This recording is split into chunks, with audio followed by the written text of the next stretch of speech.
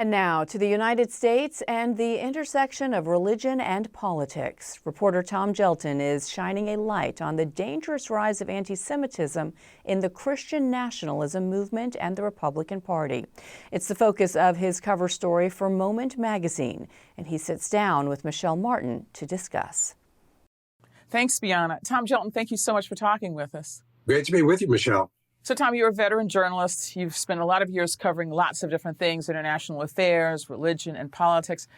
In a recent cover story for Moment magazine, you dig into what you call the new Christian right. When you describe the new Christian right, what specifically are you talking about? We're familiar with the Christian right and the role that evangelical Christians in particular have played in American politics for the last 40 years or so.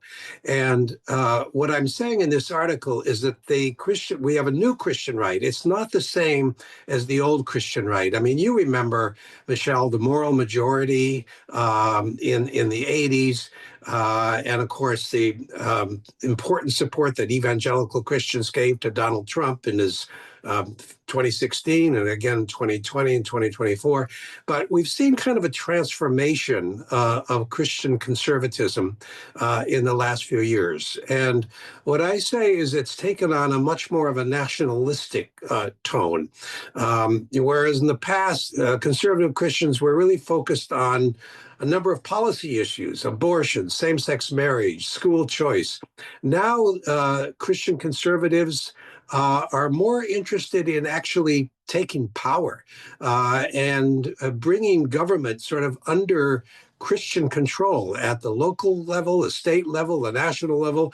And so this is it's a different phenomenon. And what I've tried to do is sort of describe how that evolved, what it means, and where it's going.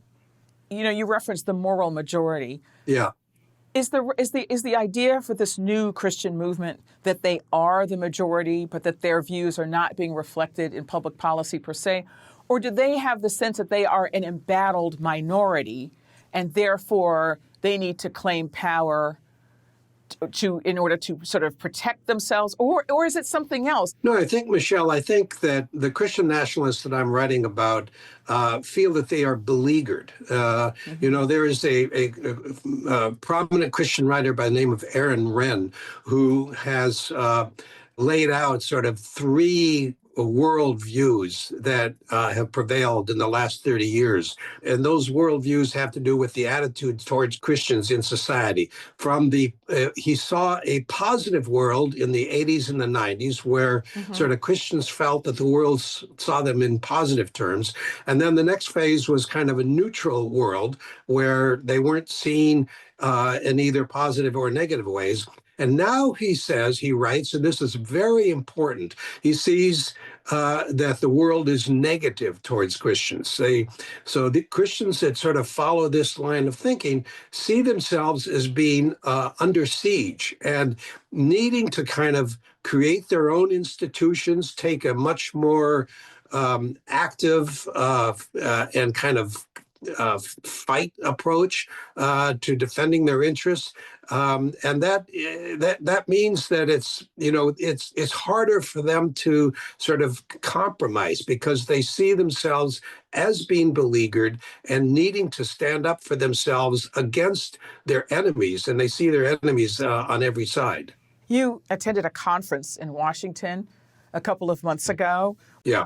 What struck you about being in that room? What did you notice? Well, Michelle, this was national conservatism. And interestingly enough, it's a movement that was begun by two conservative Jews who saw themselves as Jewish nationalists, and certainly with respect to Israel. But the kind of unifying theme was that nationalism is a good thing, that countries need to have a kind of a core central or religious or cultural identity in order for them to be cohesive as a nation. And even though the founders, as I say, were Jewish, they actually reached out to Christian nationalists to make it clear that they were welcome in this world, because nationalism is, in their view, is a good thing. And what's happened, however, is that as Christian nationalists have become more important, they have sort of emphasized their own Christian identity to the exclusion of others. Hardcore Christian nationalists are actually rejecting the notion of a Judeo-Christian tradition. They believe that America was founded as a Christian nation and should be a Christian nation. And so there is a sort of less interest in reaching out to non-Christians. And I think one of the things that I saw at this conference is there was a sense among the Jewish supporters of this movement that maybe Christian nationalism was a little bit more of a threat to them than they had originally anticipated. That's one of the ironies of your piece for a movement that sort of had its roots in these two Jewish thinkers. One of the things that you wrote about is how openly anti-Semitic ideas are circulating. In the piece you wrote, you quote a pastor writing, "The Jews killed the Lord Jesus. Anti-Semitism be damned." He goes on to write, "The vast majority of Jews in America are Marxists who support the Democratic agenda." Did you get a sense in your reporting of how widespread or how fundamental those ideas really are to the movement? Well, one thing I noticed, Michelle, is that this conference, National Conservatism, has been around for a few years. And in the beginning, Tucker Carlson was one of the sort of featured speakers. He's been absent for the last couple of years because he has moved much more in a direction, I won't say anti-Semitic, but sort of anti-Semitic adjacent, maybe is the word. And characters like Nick Fuentes, who considers himself a hardcore Christian nationalist. And you mentioned some of these pastors who are hardcore Christian nationalists who are now very open in their own anti-Semitic views. And as these views came to be more important within the Christian nationalist movement, some of the original Jewish supporters, as I say, became more alarmed. Yoram Hazony, who was the founder of the National Conservatism movement, at this conference in September, stood up and said, a year ago, I wasn't worried about anti-Semitism on the right. I thought anti-Semitism was really a phenomenon on the left. I was mistaken, he said. And another prominent Jewish supporter of the movement, Josh Hammer, told me that the concerns about anti-Semitism on the right are a 5-alarm fire. And what's interesting about this, Michelle, is that a lot of these sort of conservative Jews saw conservative Christians up until now as co-belligerents. They saw them as kind of political allies in the fight against wokeism, in the fight against political Islam, in the fight against globalism. So, even though they came from different religious traditions, they saw themselves as being sort of politically on the same side. That alliance has now really eroded. Now, one of the reasons this is interesting that historically evangelical Christians in the U.S. were often strongly pro-Israel and even sort of seeing Jews as God's chosen people and Israel as having a special biblical status. Now, that's well attested, for theological reasons, okay? But this worldview that you're documenting here really breaks from that tradition. Why do you think that is? That's a fundamental point, Michelle. Conservative Christians for a long time were actually sort of philo-Semitic. They actually loved Israel, and there was. We can sort of get theological about this. They were part of what's called the dispensationalist tradition. They believed that God did sort of promise Abraham and his descendants the land of Israel for generations to come. Conservative Christians accepted that covenant. There was a movement, Christians United for Israel. You see people like Mike Huckabee, the current ambassador to Israel, came out of that tradition. So as you say, for a long time, conservative Christians really were super pro-Israel. What has now happened within the Christian nationalist movement is that old tradition has really weakened. And now Christian nationalists say that the Christianity has superseded Judaism as God's chosen faith. So they fundamentally reject that idea that Jews have some sort of biblical claim to the land. Now, that is not necessarily anti-Semitic. In fact, that would be sort of overlap with a kind of an anti-Zionist view of Israel, that Israel is just another country. But once you begin to see Jews as just another people, without any sort of biblical significance, biblical claim to their land, that kind of opens the door to some of the more explicit anti-Semitism that we have seen. I do want to push against one of the argument that a critique of Israel is of necessity anti-Semitic. I mean, there are plenty of Jewish groups, absolutely, Jewish citizens who have deep concerns and profound critiques of the way Israel has conducted itself in a number of spheres, particularly in the wake of the Gaza war. So is the argument here, and the argument even that Israel should be treated like any other country, is that inherently anti-Semitic? What's the line here? It's not, no, not at all. In fact, as I said, I would argue that kind of an anti-Zionist position is not per se an anti-Semitic position.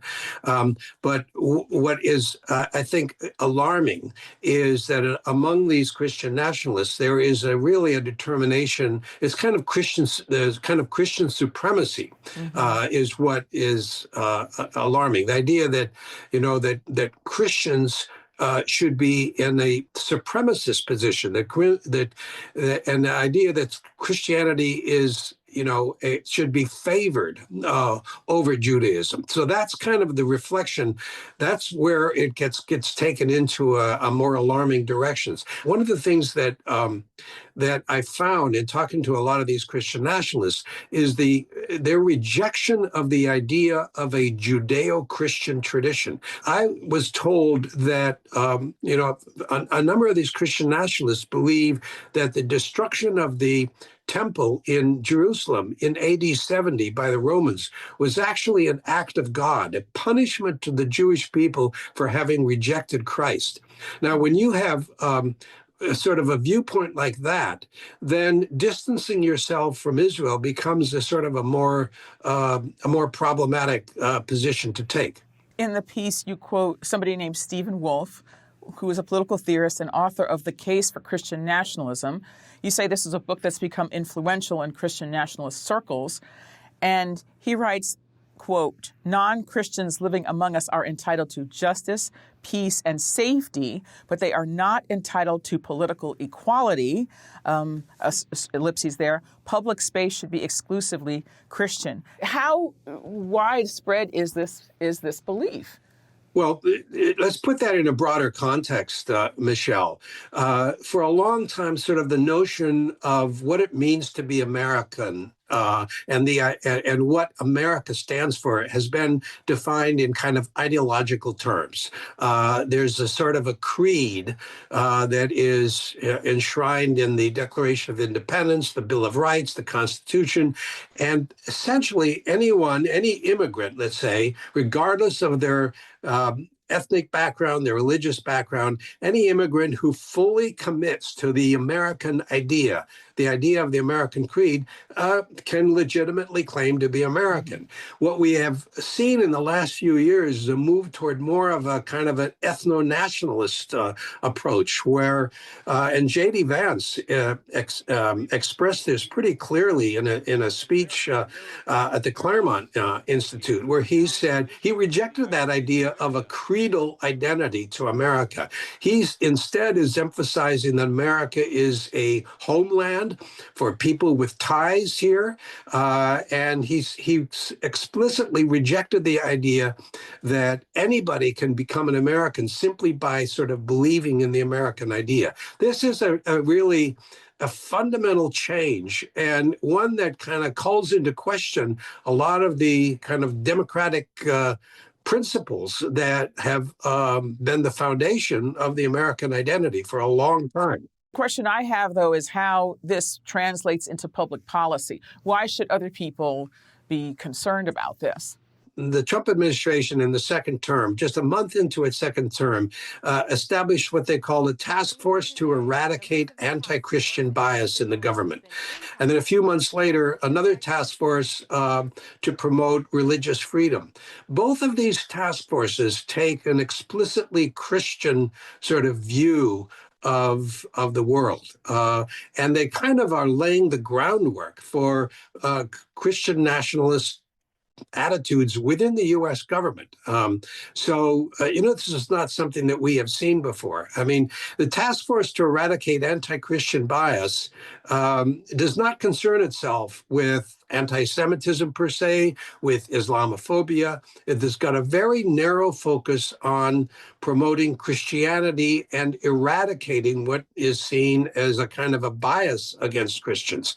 The Religious Freedom Task Force is all about promoting sort of more space in the public square for the exercise of Christianity. The supporters of these task forces would not say that they represent a Christian nationalist viewpoint. However, they are kind of setting the stage for increasing the influence of Christianity within our public life. So, Tom, your piece was for Moment Magazine, which is a journal of Jewish thought and ideas. Your piece comes at a time when there has been a rise globally of anti-Semitic incidents. And even as we are speaking now, a mass shooting in Australia in which, dozens of people were injured and like 15 people were killed. I mean, just a horrifying event, but not the only one. But for people who are not part of that community, what would you say is a reason to pay attention to this? Well, I think that one of the alarming developments is that there's been a kind of a confluence of anti-Semitism on the right and anti-Semitism on the left. They've sort of come together.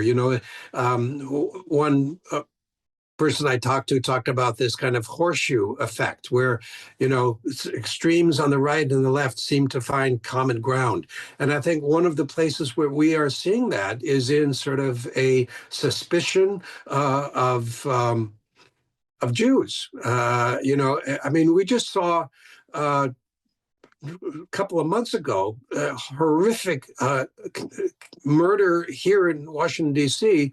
of two young Israelis coming out of the Jewish Cultural Center who were gunned down by, somebody sort of in the name of the Palestinian cause. So, I have highlighted in this article the growing danger of anti-Semitism on the right, but I don't mean to downplay the danger of anti-Semitism that we have seen on the left, sort of in the context of, what's been happening in Gaza in the last 3 years. So I think that, anytime you see sort of extremists on the right and the left sort of finding common ground, that is an alarming situation. Tom Gjelten, thank you so much for speaking with us. Always good to see you, Michelle.